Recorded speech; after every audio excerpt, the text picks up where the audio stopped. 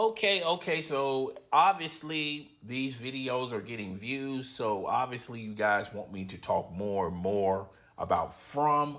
If you've been living under a rock, allow your boy to explain. From is one of those horror type mystery shows that it's a must watch show. It's on MGM Plus, so you have to subscribe to MGM Plus in order to watch From. We're in season 3, episode 6, so I'm not going to spoil a lot of what's been going on for the past 3 seasons. I suggest get busy, watch these episodes, but don't watch them real fast because time you get to season 3, you'll have to wait for season 4, and they don't tell them when season 4 is going to drop. It normally drops in the summer, but this year they dropped a little bit later. I don't know why they did it that way, but hey, it is what it is. Secondly, to the people out there that make the decisions on when to drop the promo videos or when to talk about the next episode, I kind of wish, because I have Amazon and I also have I have MGM Plus and I also have AMC, and particularly with the Walking Dead universe, it's immediately when you are done watching that particular episode, they're moving forward to the next episode. They'll have like a 30-second promo drop and give you some bits and pieces on the next episode. That way it keeps you waiting, keeps you informed and things of that nature. I kind of wish MGM Plus, I don't know if it's an MGM Plus decision or it's the executive producers or the producers of From. I don't know if it's their decision, but it would be nice if you guys would just simply, when you're done watching that current episode, just give us a preview of next week's episode so we can just move forward on the speculations and things of that nature. But anywho, I had to go into the old interwebs and I found an article from season 3, episode 6, Scar Tissue. What can we expect from it? As the chilling narrative of From season 3 continues to unravel, episode 6, titled Scar Tissue, it is set to air, Sunday, October 27th, 9 p.m. Okay, follow the events of episode 5, where Dale met his tragic end when he was trapped. I'm not going to go too far into that. All I gotta tell you is it's a swimming pool from the From universe. Okay, the upcoming episode lives the town folks, and it takes center stage with each character facing their own challenges. Fatima and Ellis are confronted with a significant decision regarding her pregnancy and a choice that could alter the course of their lives in this town. Meanwhile, Boyd, the protector, comes to grips by the fear of the future of the town as danger surrounds them seem to multiply with each passing night. Tensions are set to rise with in the Matthews household, as it's already strained a dynamic between the family members and further tense the ever-present threat of monsters. And it's going to be a lot of stuff going on in the Matthew house. Okay, I'm trying not to give a lot of spoilers. Spoiler alert, because they're talking about some other things from previous episodes. In the preview from Scar Tissue, which only way you can see it is on YouTube, it's a tense roller coaster of emotion, and the mysteries have come to a definite supernatural thriller as the town is inhabited and struggles to maintain their humanity in the face of unimaginable terror and the question of who can be trusted, what secrets each person holds. So yeah, that's what's going on. The main event: Boyd fear of the future of their family. Tension rise in the Matthew household. Randall opens up to Marielle about his fears. I think I butchered that name. Um, and we're also going to be talking about a little bit further about. I'm pretty sure, and I seen a little teaser. Speaking of YouTube, and I think they're going to go further into the picture uh, Julie, and Naja. I keep butchering these people's names. I do apologize. That's going to come to a conclusion about that particular scene from last Sunday. All right. So, what are my thoughts? What are my thoughts? What are my theories? Also, guys, get in the comment section. Tell me, you guys, tell me about your theories. Tell me what you're going to think that's going to ultimately happen. Give me your aluminum foil tin hat about the Fromville universe. Just comment galore. All right. So scar tissue. Um, to me, let's start off with let's start off with Fatima and Ellis about their pregnancy. Now, I did watch a little snippet on YouTube. I kind of wish they have these snippets or these promos on MGM Plus, the main app.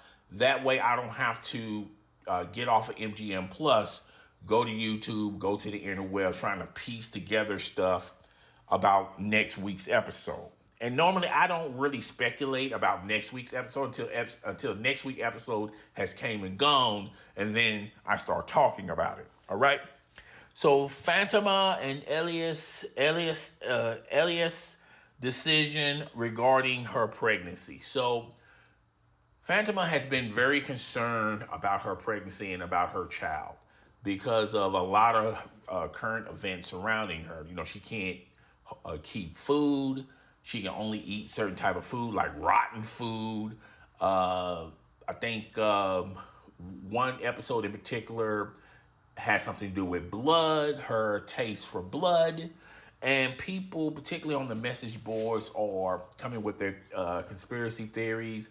They think that it's not a child, but it's one of those creatures that walk during the night, a very young creature. So, which, if you go from that theory, there is already a creature in the night that's a nurse. Maybe somehow, some way, she grabs the child and now she raises the child among the other creatures of the night. So that's a possibility. Not sure. Other people, particularly when this story started to, when this story was told like many episodes ago, people just thought that, it's just uh, it's a common known fact that pregnant women crave different types of things like ice cream and sardines. So, maybe it's one of those type of situations, and maybe she likes the smell and the texture and the taste of rotten food. So a lot of people was gravitating to that theory, and there's nothing wrong with the baby, particularly when they got the baby checked. And the lady said that there's nothing wrong with her child, okay? But they didn't have the equipment that they have.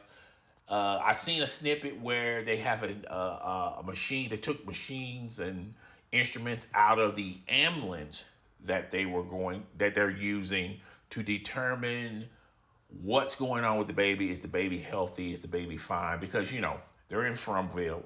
They don't have all this modern technology. And a lot of people are not going to this point. There's a reason for a lot of things and a lot of current events that are happening in the Fromville universe, okay? Particularly with the paramedics, particularly with the ambulance, particularly with the mother coming back to Fromville. All of this stuff have reasons. Victor's father, all this stuff means something. It's no coincidence. There's no coincidence. So maybe there's a higher calling or a higher being that governs the Fromville universe.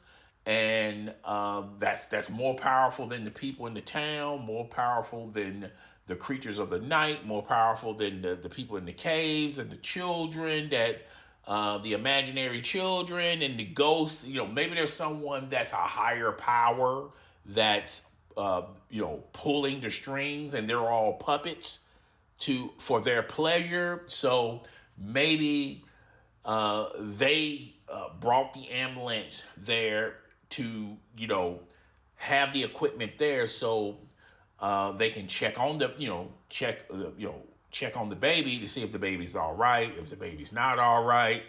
And if that's the case, then there's a theory floating around that the creatures of the night, they want to always keep them, always want them to have hope, and then when they see reality setting in, they have no hope, and that's what they feed off of. The creatures of the night sort of build them up in the day, have this optimism and this, tomorrow's another day.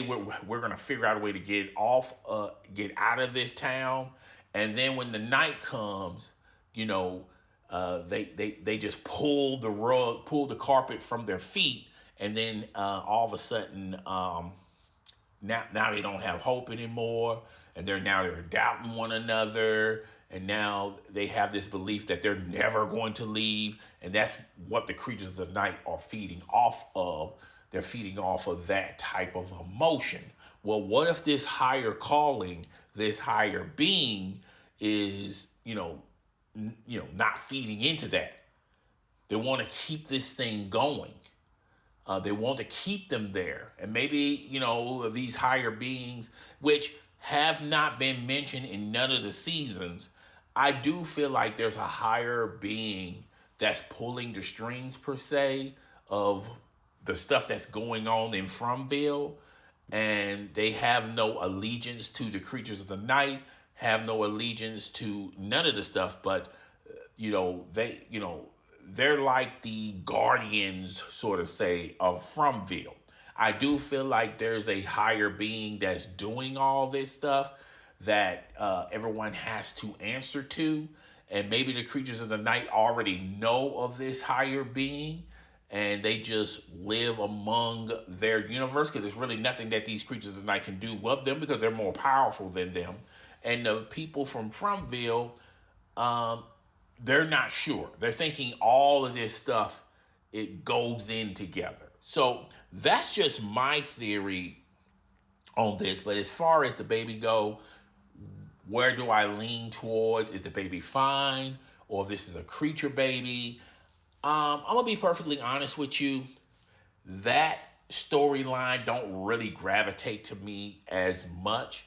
I don't have a lot of interest in that storyline. I don't know if a lot of people are going to get upset about what I'm about to say, but it's not like I don't care about that storyline, but I kind of go along with the storyline because it's something to listen to and something to keep your mind ticking as you're watching the episodes.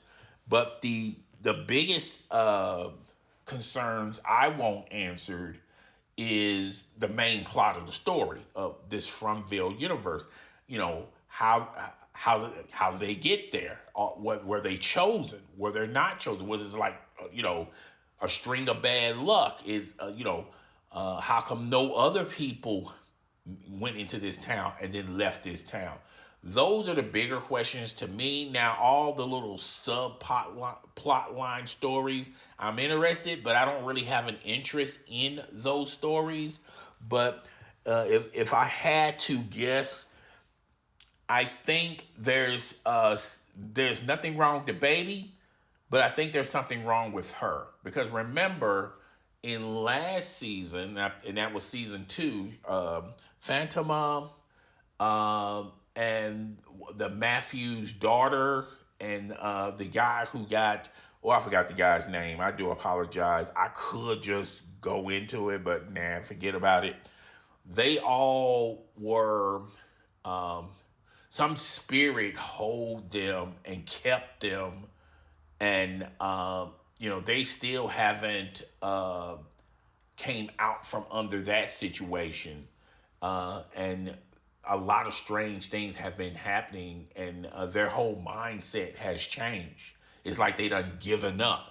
And I've seen, well, with the guy that lives on the bus, he always had that mindset of I don't care. He's a rebel without a cause. So it kind of makes sense why he comes off as I really don't care. I don't give two craps about whatever. But the Matthews daughter, her attitude has changed from positive to being negative about, well, we're never going to leave this place.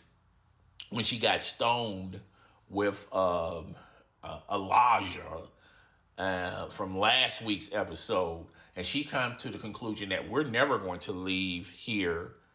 And then now you slowly start to see Fatima comes to that same conclusion that all hope is lost. There's nothing we can do.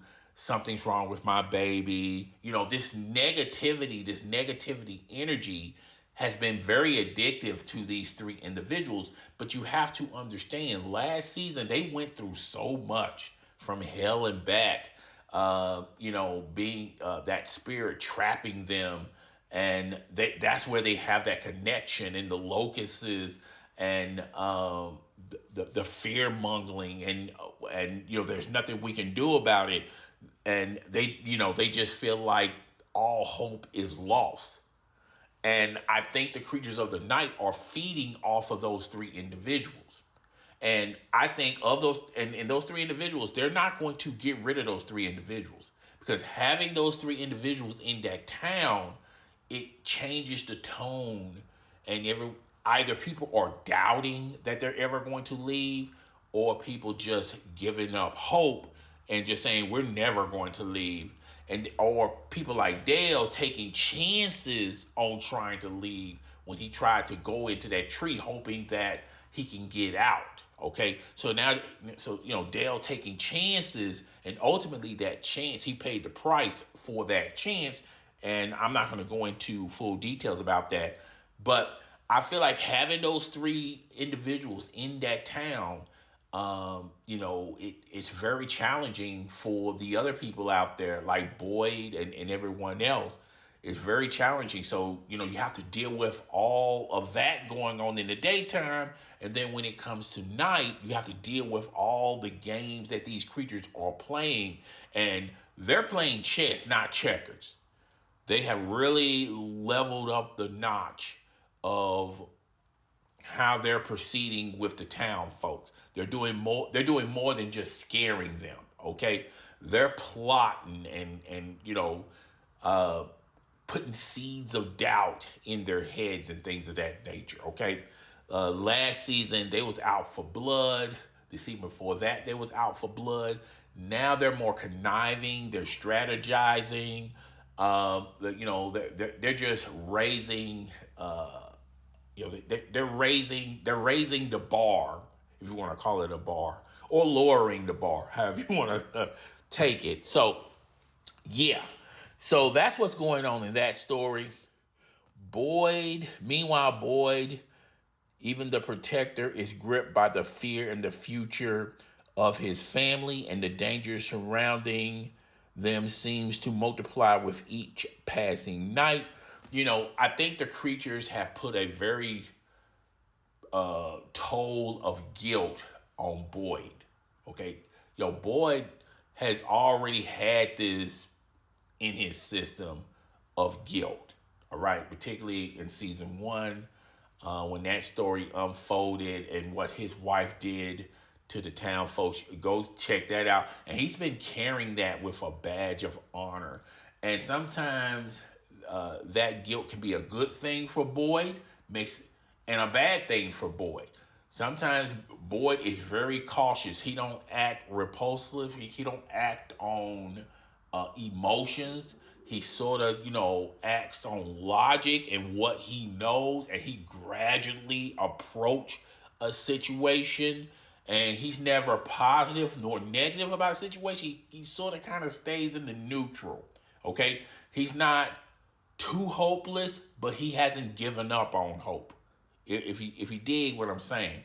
Boyd has been neutral throughout these seasons. All right. And I feel like season three, maybe at the end of season three, Boyd is going to choose a side. He's going to pick a struggle. Either he still has hope on leaving the town, or he comes to the realization that they're never going to leave. Okay. Now, a lot of conspiracy theories are talking about Boyd. There's a reason why they haven't left, and it's all due to the fact of Boyd being the leader and Boyd being very, very cautious and slowly peeling back the layers on how to leave. You know, Boyd wants to leave, but if you've been paying attention from midway through season two to now, Boyd, even though he's optimistic, he's not really, going, he's not really trying to figure out ways to leave Fromville. That's been other people.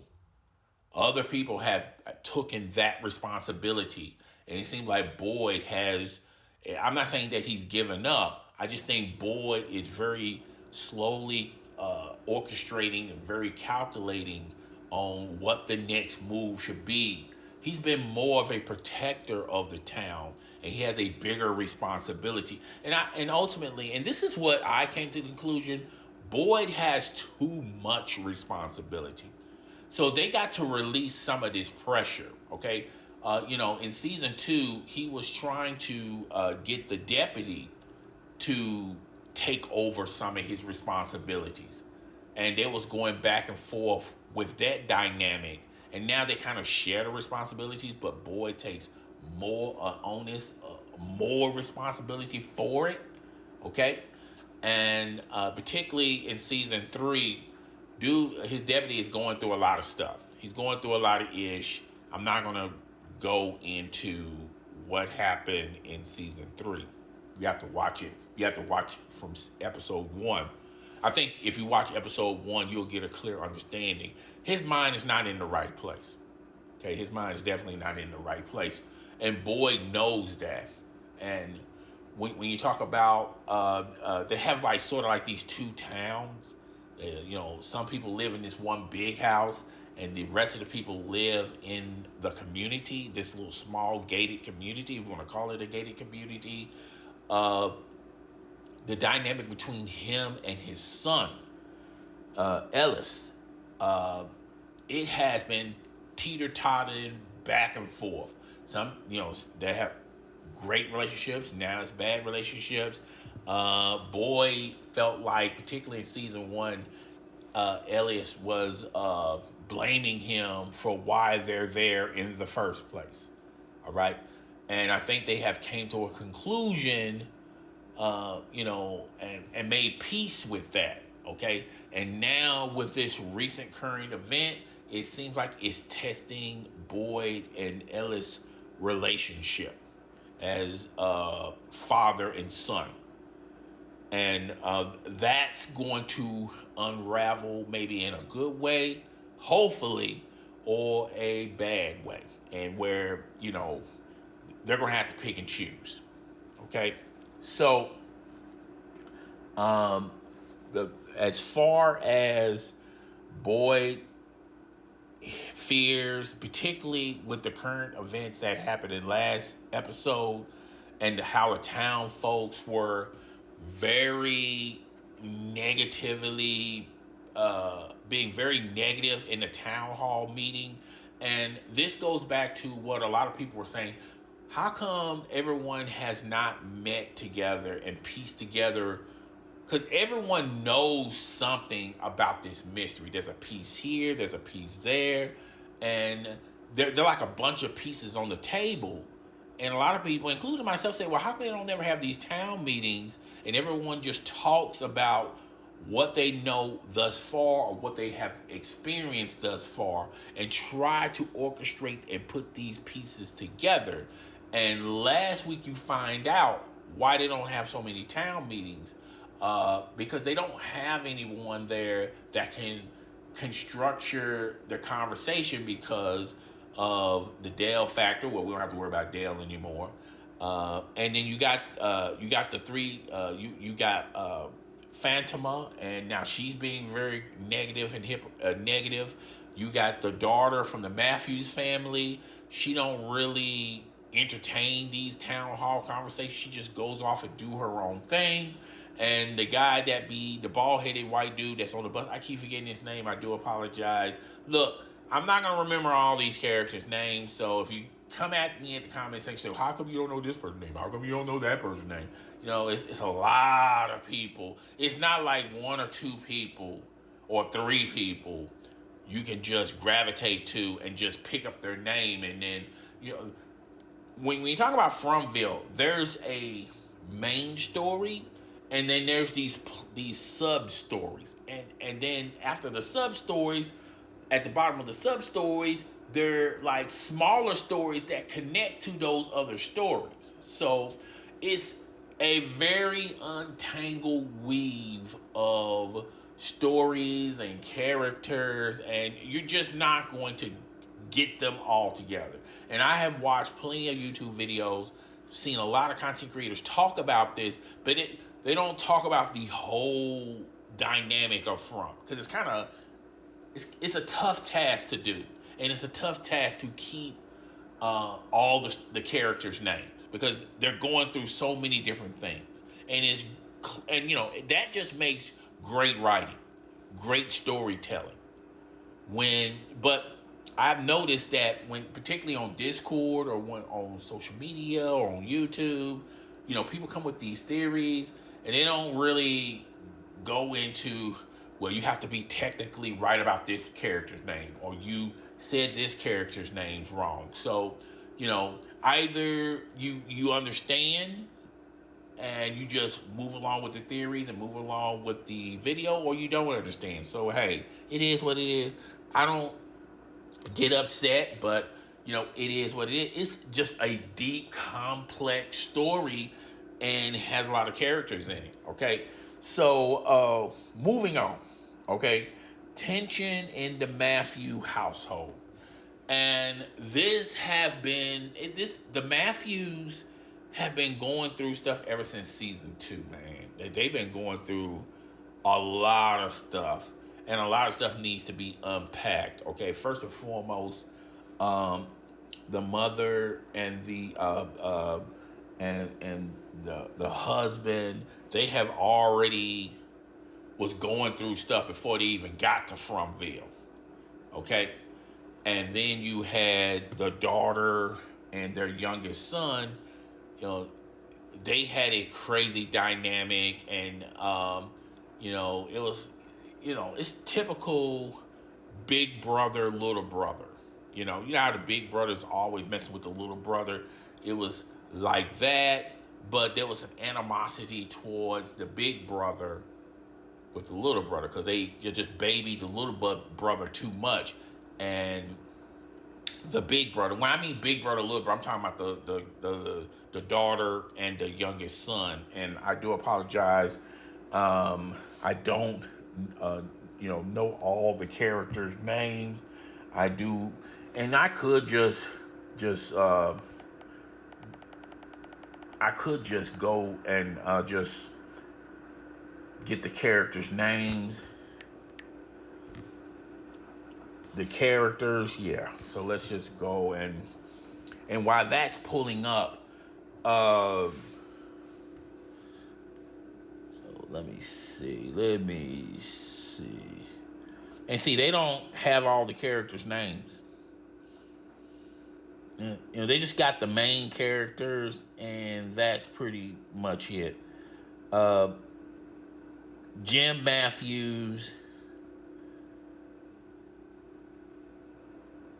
So see, it doesn't even have all the characters' names. So, it is what it is.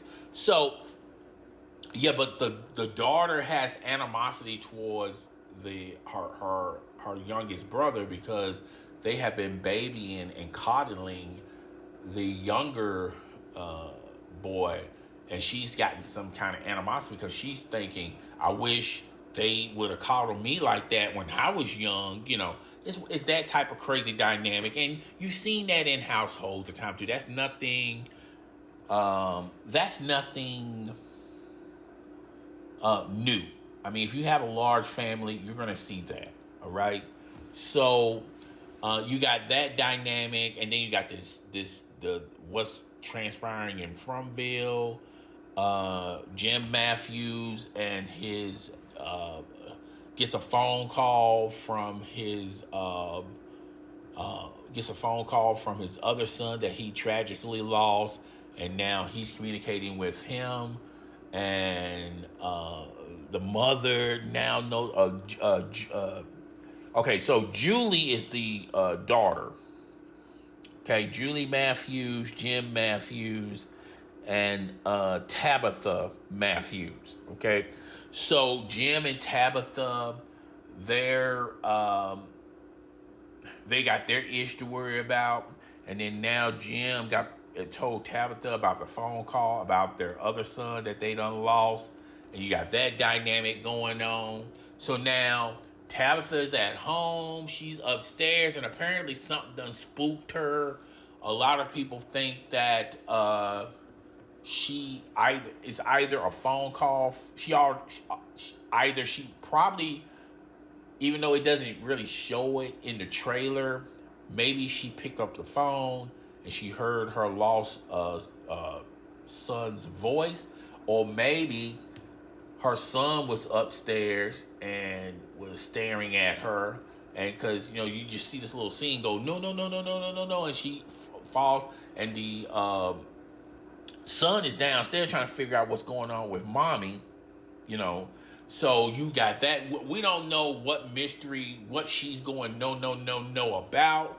We'll know more about that when we finally get to see the episode, which is Sunday.